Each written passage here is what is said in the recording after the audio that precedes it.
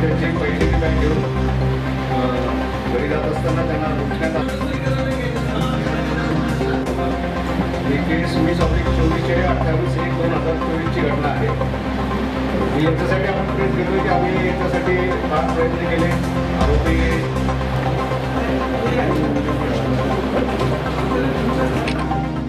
या गावामध्ये एक दत्ता शहाणे जे फिर्यादी आहेत हे आपलं दुकान बंद करून दुकानातील सोन्याचे दागिने, सोन्या चांदी दागिने आणि 65,000 रुपये नगद असे घेऊन आपल्या घरी परत जात असताना त्या ठिकाणी त्यांचे डोळ्यामध्ये मिरची पूड टाकून त्यांची बॅग हिसकावून त्यांचे एकूण 7,58,655 रुपयाची दागिने आणि पैसे असे चोरून नेले होते. सदर गुन्ह्यामध्ये पोलीस स्टेशन किनवट या ठिकाणी गुरण 20/24 कलम 392-34 याप्रमाणे गुन्हा दाखल करण्यात आला होता. तर सदर गुन्हा हा बरेच मुद्देमाल गेल्यामुळं पोलीस स्टेशन किनवट यांच्याकडून पण प्रयत्न झाले.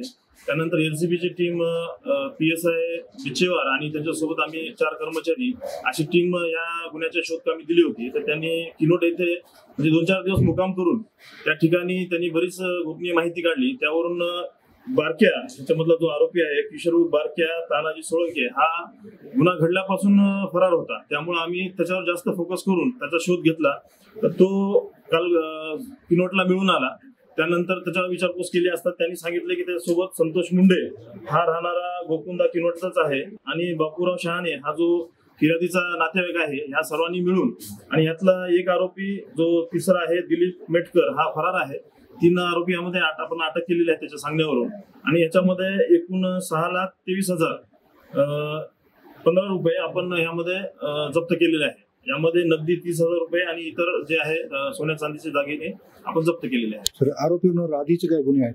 ह्याच्यामधला जो किशोर आहे किशोर बारक्या सोळंके ह्याच्यावर गुन्हे दाखल आहेत. हा मोस्टली म्हणजे रेल्वेच्या याच्यामध्ये तो मोबाईल चोरी वगैरे असे गुन्हे करतो आणि त्याच्या अगोदर पण एक 395 गुन्हा दाखल आहे.